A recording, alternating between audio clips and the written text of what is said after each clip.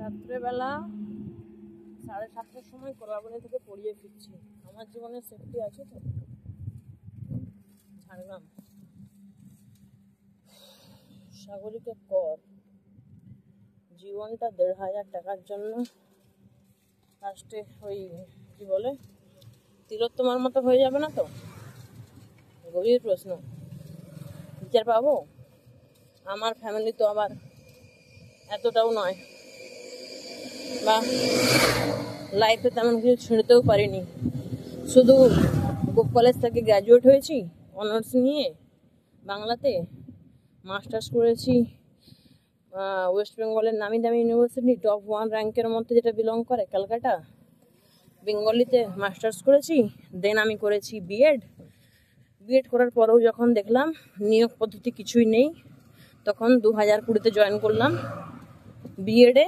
22-এ complete, 23-এ 1 বছর gap দিয়েছিলাম, ভেবেছিলাম এমএড করবো। এমএড করে পিএইচডি লাগিয়ে অন্যদিকে যাব, বাট হলো না, কারণ যে হার্ড সিলেবাস নেটের আর ক্র্যাক করা যাচ্ছে না, যতদিন না সিলেবাসটা চেঞ্জ হয়েছে। তারপরে কি করলাম, যখনই আমাদের পশ্চিমবঙ্গের সরকার বলে দিল প্রাইমারি টেট শুধুমাত্র যাদের আছে ডিএলএড বেশি করে দিতে পারবে, 2023-এ জয়েন করে নিলাম ডিএলএড। ঠিক আছে, এখন জীবনটা ওভাবেই চলছে। তাহলে আপনারাই বলুন, জীবনে ছিঁড়তে পেরেছি না পারিনি কিছু? এখন চলছে কম্পিটিটিভ স্টাডির প্রিপারেশন। যেহেতু আমাদের পশ্চিমবঙ্গের মধ্যে অন্য কিছু রিক্রুটমেন্ট নেই, শুধুমাত্র পুলিশের রিক্রুটমেন্ট, ওই জন্য এসআই এর পরীক্ষা দিয়ে এসেছি বাঁকুড়াতে। 1 বছর উপর হতে চললো। কোন শীতকালে পরীক্ষা দিয়ে এসেছিলাম, শীতকাল চলে এলো, এখনো তার রেজাল্ট নেই। ভাবতে পারছো? বাঁকুড়াতে গিয়ে একা পরীক্ষা দিয়ে এসেছি আমি, একা, সম্পূর্ণ একা।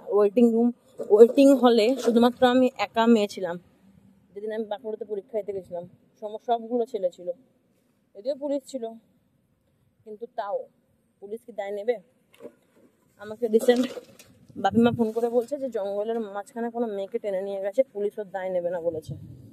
তাহলে আমাকেও যদি এরকম রাত্রেবেলা 1500 টাকার জন্য পড়াতে গিয়ে কেউ টেনে নিয়ে যায়, তার দায় কে নেবে? তিলোত্তমার দায় কেউ নিল না, আর আমার তো দূরের কথা।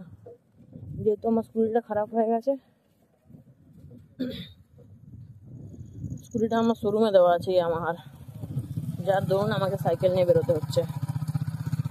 ওখানে গিয়েছিলাম 4:30টার দিকে, বাচ্চাগুলোকে বসাতে 5টা।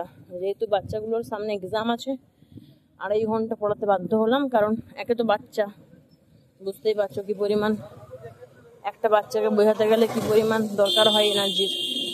যাই হোক,